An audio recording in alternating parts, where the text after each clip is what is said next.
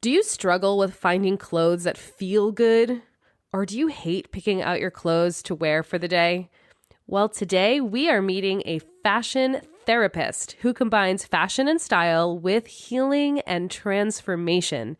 And with her experience in social work, trauma healing, emotional intelligence, and fashion, she supports people's journeys in discovering their own personal style because she believes that when you feel comfortable and powerful in what you're wearing, it leads to feeling confident and powerful in all of the spaces in your life.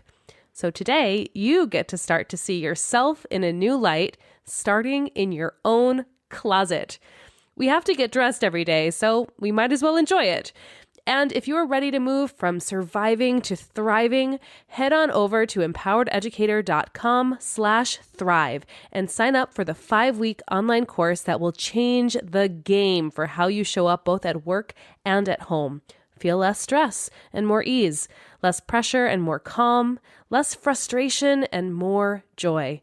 It is time to thrive. So go to empowerededucator.com/thrive. Remember all the passion and vision you had when you first went into teaching? Feeling like building young minds and creating community through your work would make a lasting impact on this world? Well, those days may feel like they're behind you now because you're exhausted, stressed, and overwhelmed and frustrated, but I'm here to tell you it doesn't have to be like this. In fact, the love of teaching never really went away, but it absolutely needs transformation. Welcome to the Take Notes podcast. I'm Jen Rafferty, former music teacher, mom of 2, and certified emotional intelligence practitioner, and I'm here to light the way for you. In order to create a generational change for our kids, we need to shift the paradigm away from the perpetual stress and overwhelm and into a life of joy and fulfillment. This is Education 2.0, where you become the priority, shift how you live your life, and how you show up both at work and at home. So take a sip of steamy morning coffee and grab your notebook. It's time to take notes. Hello, and welcome back to Take Notes. I am here with an incredible guest, and I cannot wait to start this conversation so you can hear all about her and the work that she's doing. This is Marisol Colette, the fashion therapist. Marisol is a personal stylist and psychotherapist who has married her expertise in both fashion and personal identity with her decade-plus long career working and teaching in the field of trauma healing. She engages clients from the heart, helping clients define and refine their personal style to create life-changing results. And Marisol believes that feeling comfortable and powerful in what you wear leads to feeling comfortable and powerful in everything you do. Her background as a therapist has allowed her to bring a level of consciousness that is not incorporated into traditional styling and ultimately helping align your style to your soul. Marisol, thank you so much for being here. Yeah. Oh my gosh. It's such an honor to be here with you. It's so fun to get to spend this time with you because I love spending time with you. Yes, same. So Marisol and I met because I was actually a client of hers when I was kind of going through my transformation from educator to entrepreneur, and not just in my career, but there were a lot of personal things that were going on with me. I was shifting my identities, and talking with you has been an unexpected change for me in how I show up, even just how I get dressed in the morning. So this is kind of a nod to that and my gratitude to you in my experience with what you do. Thank you for sharing. Well, thank you. So I would love to know more about your story of how you came through the land of therapy to fashion and how and why you ended up marrying those two. Yeah, thanks for asking. So I have always loved the idea of getting paid to support and help people. That led me right into the world of social work as undergrad at college. And then I went on to grad school at Columbia in New York City. It was an easy degree because it felt like I got to give love out into the world. And the benefit was that people felt the love and they had growth and transformation. It was a win-win situation. At the same time, I grew up in a family of artists. I was really supported in the world of fashion. My parents are painters and graphic designers. We had singers and pianists and other musicians in my family, actors. So I grew up in that whole world. So when I was doing social work, it felt like I was leaving a part of myself behind. And so what I started to do is I started to offer my friends what I call my closet transformation for fun and for free. I'd say, let's have dinner together. You can make dinner and I'll go through your closet and help you essentially rework what you already have there. So look at it in a new light. My tagline is see yourself in a new light. So it's like taking what you have and totally seeing it as a new version of you and reorganizing things and putting them together in new ways. People would say to me, similar to what you said, I'm getting so much more out of this than I ever thought. Something about me is transforming in a way that I hadn't imagined based on just looking and playing dress up with you, looking at our clothes and playing dress up. And I think that that's the key to what I eventually created my business out of, which is that I'm keeping the therapist, right? I'm keeping the part of me that loves to support people in their healing and growth, believes that transformation is possible for all of us, and also feeling like it's my natural inclination to do it kind of through the back door, the side door of fun. So being best girlfriends, playing dress up, having a good time being in your body, if that's not something you've experienced before, basically loving and celebrating my clients in the way that they look and feel in what they wear. And so when I built my business, honestly, it was to make my job more fun and then in turn continue to support people through their transformations. So in 2015, I left a federal government job where I was just doing social work. And I created this business and slowly it's grown. I have a private practice where I still do trauma healing. I quit teaching in the field of trauma healing so that I could make more space for the work that I do. And now I support people both in one-on-one settings. And I do this with people across the globe. I mean, you and I don't live in the same city, and you've traveled and we've talked and you've been in other places and your people that you spend your time with are in other places. So I can do all of the work from afar. I travel for some of my clients, and then I do branding, photo shoot styling, which is where you and I originally met. So it was the first thing that we did together. And it's so much fun. I mean, you and I had a great time. I was not expecting the great time that I was about to embark on.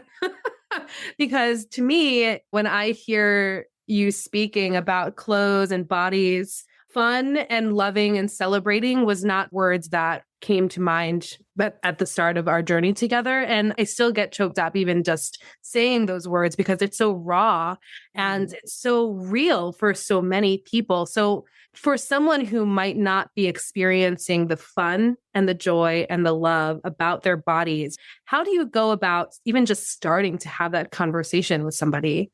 Yeah. Through my training as a therapist, one of the models that I used was a positive reinforcement model. And what it isn't is it isn't a Pollyanna approach. It isn't a love and light, everything's fine approach, ignoring what doesn't feel good or what's wrong, but it's really focusing our attention on the felt sense of what is going well in our body. We have a natural tendency towards healing, growth, and transformation, but often we have this negativity bias where we're focused on what's not going well. So it's like the attention to the negative or what's wrong, the what's wrong attention is what one of my mentors in organic intelligence, Steve Hoskinson, would always say, the what's wrong attention. And, the world really supports that. Capitalism says you need this, you need that. You're not enough till you have this and that. We do a lot of comparisons. There's a lot of comparisons with Hollywood and famous people, et cetera, some unattainable standards and the patriarchy, right? It all sets us up as, in particular, women, but men too. Like nobody is actually thriving under the patriarchy. Everybody feels at a disadvantage.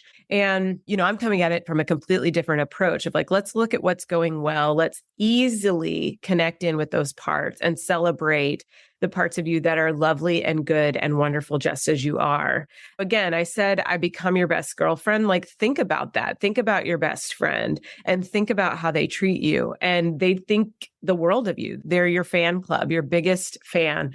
And I become your biggest fan. I think that is just kind of a framework for what I do is so valuable because people are just not used to getting that kind of love. And it's not easy. but I'm also doing therapy on the side, listening in ways that other people aren't listening. So it's not a what to wear or what not to wear kind of program, because most importantly, those kinds of things don't stick. If I were to just tell you what to wear and it had no resonance or alignment with who you were, I mean, you trash it at the end of the day, or you just wouldn't feel as good in it. And secondly, the what to wear or what not to wear is such a shame-based kind of mentality. It's like there were probably things that you chose, like there were things that I helped choose for you, things that you brought to the table, and then things that we sort of met in the middle about, things that were really meaningful to you that I would support you in finding the best version of, because I know that you know yourself better than anybody else. So instilling that trust in you and supporting you in what you've already got on the table is only going to make it better for you. And we do this benign neglect of all that negative self-talk. Like, I'm not listening, I'm hearing you say it, and I'm going to turn us in a different direction. Yeah. And you need someone on the outside to help you through that, because when you're in it, you don't see it the same way, which is why I think having someone, a coach, a stylist, a therapist, or whatever arena you're going to, there's a team for all of us kind of elevating each other up. We can't do this by ourselves. And I think something that was really interesting, at least my experience in working with you and what I know about your work, is creating a space where that self-love becomes habitual. Your outsides match your insides. Yeah. So what you're talking about is the retraining of the brain. So a lot of people don't take risks with what they wear because it feels foreign, and things that feel foreign feel like they take a lot of effort and a lot of risk and vulnerability. So in this process, we practice doing a lot of things together. We tried on clothes together on Zoom. You showed me what things actually looked like. You took pictures of yourself, and we were able to kind of talk about like what feels good and what doesn't feel good. So to the piece about the alignment is when your style is aligned to your soul, which again is another tagline that I have that you mentioned, then the resonance is there, and it doesn't feel like you're an imposter. It doesn't feel like you're wearing something that's not you. So it just feels like it becomes part of you. And sometimes there's a practice with that, because with you, for example, you were making big pivots in your life. So we were actually focused on representing the who that you were and who you were becoming.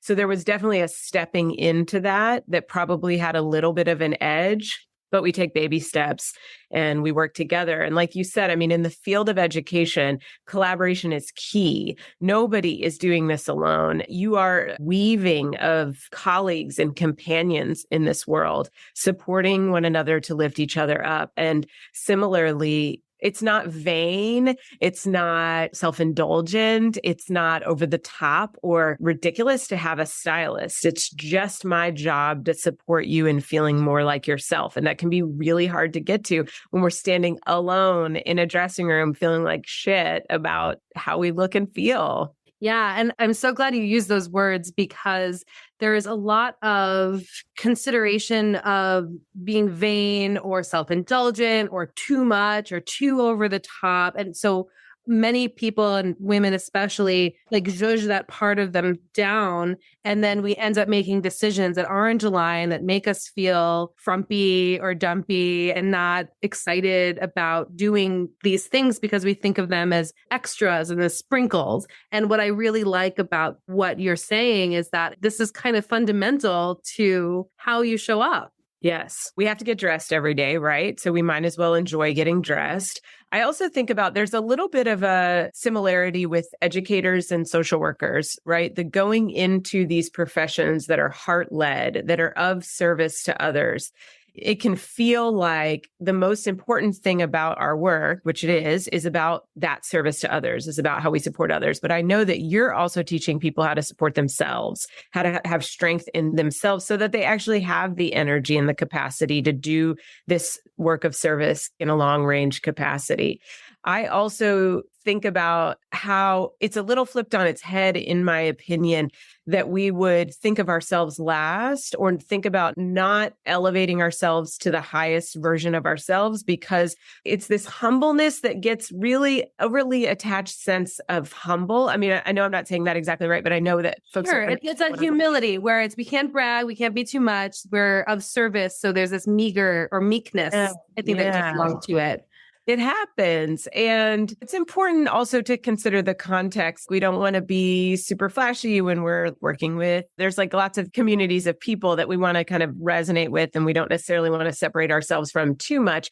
But the thing that you read in my bio that says we dress in a way that makes us feel comfortable and powerful, or I say comfortable and confident, so that we can feel comfortable and powerful or comfortable and confident in everything we do, it's only going to enhance how we show up in the world. It's only going to make that feel like a better experience. 100%. You're right. That is exactly the fundamental principle of Empowered Educator is the most generous thing you can do for other people is take care of yourself.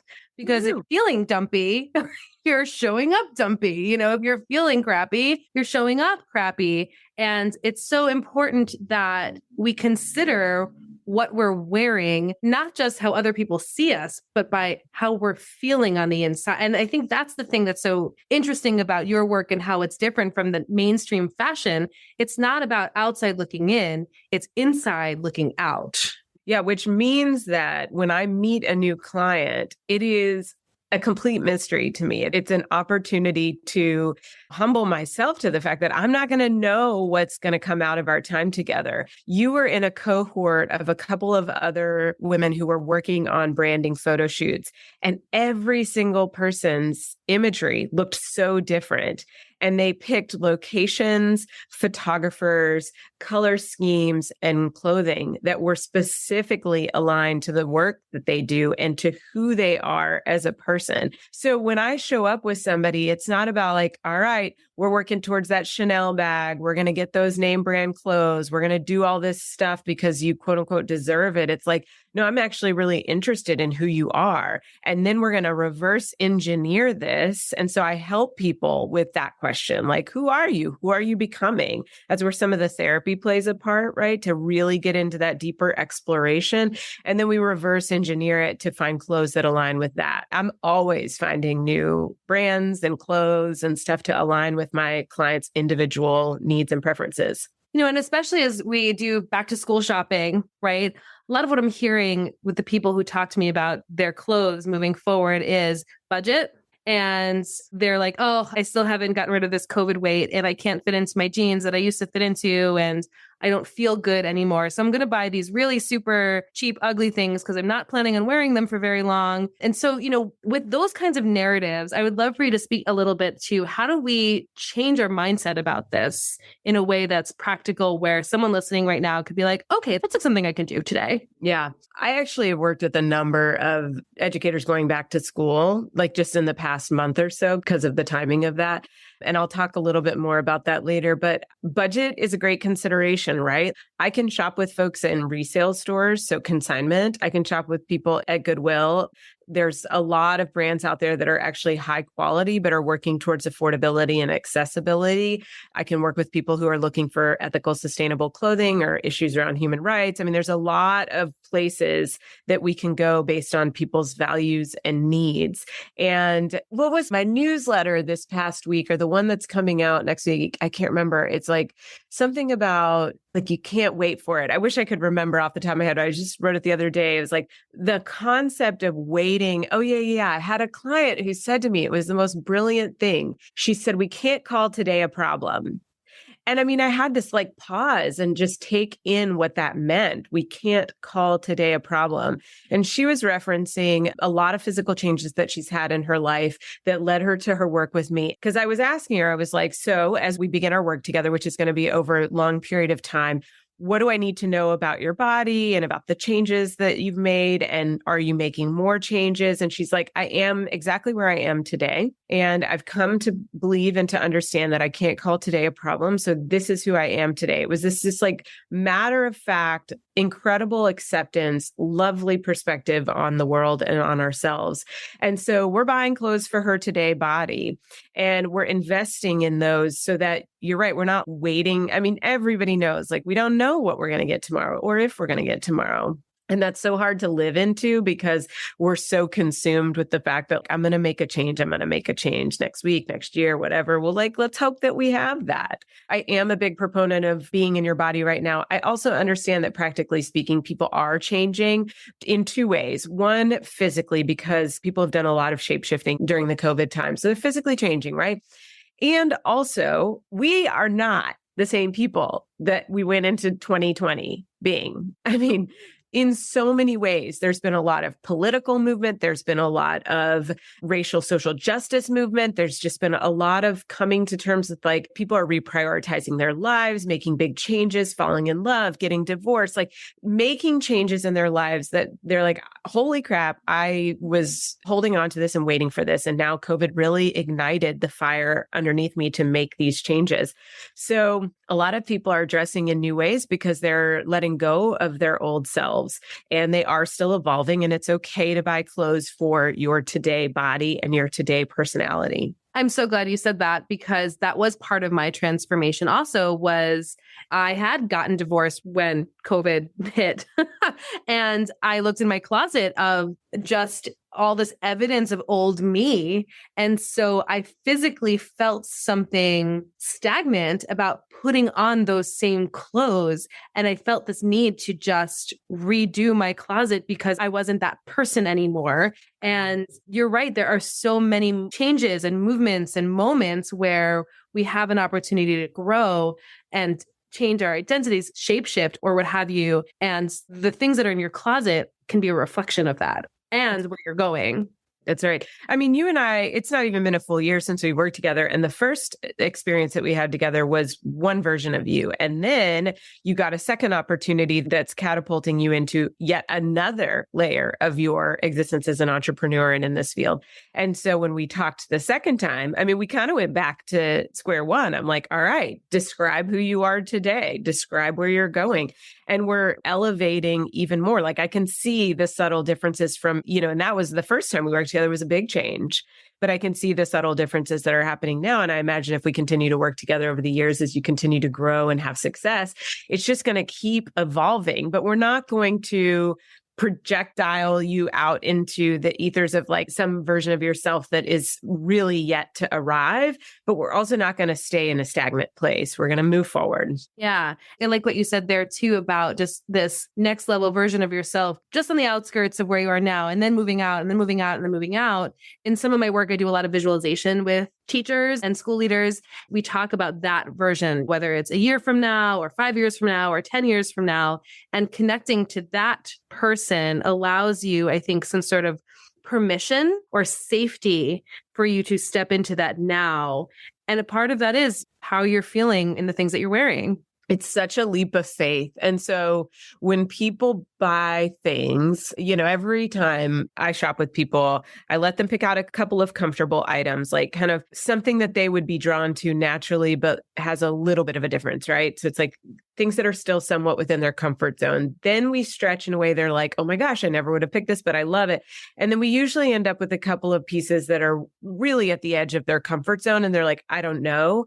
And my favorite thing is get these report backs of like, that was the first thing I was drawn to. I wore it within a week of buying it. I feel really great. And how quickly we can grow when we actually do that, like what you're talking about. We visualize out if it's a week, if it's a month, if it's a year, if it's 5 or 10 years, we're visualizing out and we're making the choice to step into some of those habits and behaviors now, which then leads us to supports the change happening at a clip, really. Oh, it's so powerful. So with that, I would love to know a little bit more about when someone calls you and says, hey, it's back to school. I want to kind of have a little bit of a facelift for my closet. What process does it look like? I mean, you talked a little bit about picking some things that you like and picking some things that your client likes. So what is that process? So I work with folks individually in 2 different capacities, and occasionally I'll do these a la carte. But what I find is that to break them down a la carte sometimes works for people's budget and also doesn't necessarily have the full effect. So the full effect would be that I would start with a hefty 90-minute discussion about who they are, who they're becoming, what they like and don't like about their wardrobe, really that therapeutic element so that we can connect with each other. So I can fully understand the client who I'm working with. So it's like journal prompts and things like that, that they can also really reflect on what they want to get out of this. That's again where I am most in that therapeutic role. And then I want to go through their closet. So if it's on Zoom or in person, I want to be looking at the clothes in their closet because people have amazing things. And our intuition is better than we often give credit for. We think that we have nothing, right? Like I hate everything. But my eye is to see where we can utilize some of the stuff that we have. So maybe it's just a couple of pieces to go with that thing. Or maybe it's actually taking two things from opposite ends of the closet and putting them together. But in some way, transforming your closet and then getting a sense of what we actually do need to get. And then that's the shopping together process. So that's like what I call like my quick 1 month transformation. And then I have a 3 to 6 month program where you can work with me on a longer term basis. And that's where I really deep dive into becoming your best girlfriend. We Marco Polo and Voxer, and we're talking all the time so that we are doing that retraining of the brain on a consistent basis, like habits really get stuck into place with that ongoing communication. Absolutely. And that ultimately you want to enjoy getting dressed in the morning because you get up, you get your coffee, you brush your teeth, and then you get dressed. And if that first part of your day sucks, like how are you then showing up to the next thing that you're doing, either an interaction with your partner or your kids or on the way to work, and how you show up with the people there? That makes all the difference. I think it's as essential as eating breakfast. I agree with you. It's whatever it is that you do in the morning to get your day started is extremely essential to how your day goes. I mean, the first, what is it? Robin Sharma says like the first 20 minutes dictates the next 20 hours or something. I feel like I completely made that up, but he does have, Sounds good. he does have a 20-20-20 rule of like 20 minutes of journaling, 20 minutes of meditation, and 20 minutes of exercise. So like set yourself up for success. So Robin Sharma, if you take that and run with it, I'll take some of the, what do you call it? The kickbacks or whatever.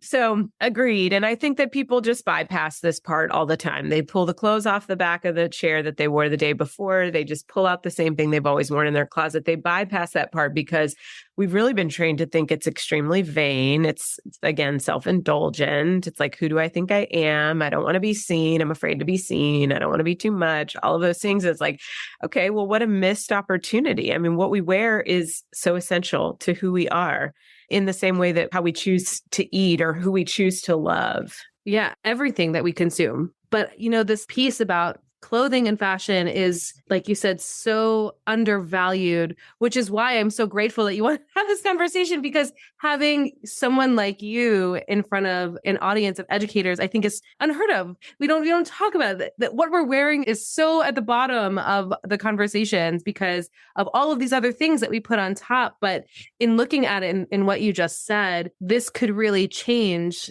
your trajectory for your day, for how you're having interactions with people throughout the day, and ultimately how you feel about yourself. It is also a teaching moment. So when people see me dressed in alignment with who I am, they can see that, right? Like whether I'm wearing something casual or something way out there, far out there, right? People are like, wow, that looks so amazing on you. And there's something that they want about that. They don't want my clothes. They don't want to be me. There's something that they want about that for themselves. And it's really compelling. And I think that when, in the same way that I know that you're teaching your teachers and educators across the board, that what they do is, you're the example for the people you're teaching, right? So if we aren't taking care of ourselves and the students are not learning to take care of themselves, this same thing is like, you can really inspire people to be their own individual self. And I know that so many educators are watching, especially at certain ages, like kids try to step in line with their peers and really the homogeny being the end goal, and that them losing parts of themselves because they don't want to be outcast or different. And so this is really an opportunity to reclaim the parts of ourselves that are different than others, while also being so much more whole in the process. I'm so glad you said all of that. That resonates so much, because at the end of the day, it's not about looking good. It's about looking aligned. And again, matching those insides and outsides, which then make you emit a different emotional and energetic frequency that creates this magnetism that you were talking about, that your clients see in you. That's huge. And if you model that for your kids, whoa, that's a game changer. It's amazing. Yeah. all of it, everything you're teaching, anything that I'm teaching, all of it, anything in the realm of like self-love, self-compassion, self-forgiveness, self-care. I mean, it's all truly the best thing we can do for ourselves, but it really is the best thing we can do for others. If there's this line, when I take care of myself, everyone wins. To think about that, like everyone wins, because we're so afraid to take care of ourselves because we think it's going to detract from the work that we do or the way that how we can support or serve others. And it's like, when I take care of myself, everybody wins. Like if you could believe that across the board, I can't imagine not wanting to go at it from that way, as opposed to when I don't take care of myself, potentially everybody loses. Like I lose and I make myself less available to my students and clients. They lose out an opportunity to see me living my best life. Yeah. Oh, 100%. I think if anyone takes anything from this podcast today, it is that when I take care of myself, everybody wins. That is it. That's the fundamental principle. And I think you might have just described this, but I'm wondering if there's more there. I ask this question to everybody who comes on, as far as your dream for the future of education, knowing that, this is an audience of educators. What is your dream? I have a lot of dreams for educators. As we know, there's just a lot of inequity across the board around pay, around hours worked, around people showing up. Like there's a lot going on that we need to change as a system, and that individuals need to participate in changing for themselves. But I'll just talk about style, right? So I shopped recently with two teachers. One works in higher ed, doing fundraising, and one works with, she's going to kill me if she hears this, fourth graders. She's an art teacher. And both of these women were going through the clothes, and I'm saying, like, look at this one on the hanger. They're like, I don't know. I've never seen anything like that. I never would have picked something like that. They put it on and it fits like a glove. It's cut from a color perspective. It's really aligned with their colors, and it feels so much like themselves. And then they're living into the truth of who they are. And it's a huge transformation. And from a style perspective, I want everybody to know that they can show up as their best self, feeling good and looking good in what they wear, and that will actually lead them to do their best work, and that both can be true. They are not mutually exclusive. It is not a give or take, that you can have it all. Like you can actually have it all, and that you're a babe, whether you're a man or a woman or on the gender, anywhere else on the gender spectrum, like you're a babe and you deserve to be so whole in your babeliness. And I see the beauty in everybody that I work with. It's so easy to see, and it's really hard sometimes for us to see it for ourselves. So I just shine that light. And I don't know, the idea that people could love themselves more, thus making this a more loving world. I mean, that's what chokes me up. And what a beautiful example for our next generation. It's just like, you are the new sexy, like wherever you are right now, like that's it. That's it. And owning that is part of that beautiful self-love. And yeah, that's how we elevate humanity. We love ourselves. Right. That's right. And I'll just say, I kind of mentioned this before, but like we got to dismantle some systems and structures, right? We got to dismantle the patriarchy. We got to dismantle the way that capitalism really runs and rules our lives. We've got to dismantle lots of oppression that is in this world, racially, socially, etc. And the only way to do it is to fight against the norm, and not in a way that's aggressive, hateful, or necessarily in like high conflict with other people, but to stop being in conflict with ourselves. That's it. This is how we do it. And it's sometimes quiet, but powerful. Mm-hmm. Just show up, look good, show up. Yes. Oh, this has been spectacular. And I'm so grateful that you wanted to spend your time with me today and with everyone listening. So for those people who are interested in your work and want to know more about you and how to work with you, where can they find you? So you can find me. My website is soulreflection.com. And that's SOL. That's the last part of my name. So Soul Reflection, singular, not plural.com. And then you can find me on Instagram at Soul Reflection. I do a lot of really fun stuff that's just entertaining and cute there. I also have a Facebook page that's Soul Reflection at Soul Reflection. On my website and in my link tree in the bio of my Instagram are places where you can sign up for a free 20-minute consultation with me. Also, both those places have freebies freebies. I have a free 5-day hashtag stretch your style simply challenge, which is part of that retraining of the brain. It's where we make small changes every day for 5 days just to kind of notice how you feel without having to completely upend your wardrobe, but just adding one thing every day that makes you feel a little different. It's very subtle, but it's very powerful. I also have a free self-guided closet inventory. So it's you taking everything out of your closet and doing your own inventory, which is somewhat similar to my closet transformation. You do it without my eye, but it definitely helps you see your closet in a new light as well. So lots of freebies. My newsletter is a great place to get free information and free consultation, and we can see where we go from there. Yes, highly recommend. And your Instagram is always so fun and colorful and energetic and exciting. So definitely follow Marisol there. Thank you again. This has been absolutely spectacular. I so appreciate the work that you do in this world. Thank you so much. You too, babe. Thank you for having me. Absolutely. So if you liked today's episode, go ahead and leave a 5-star review, and we will see you next time on Take Notes.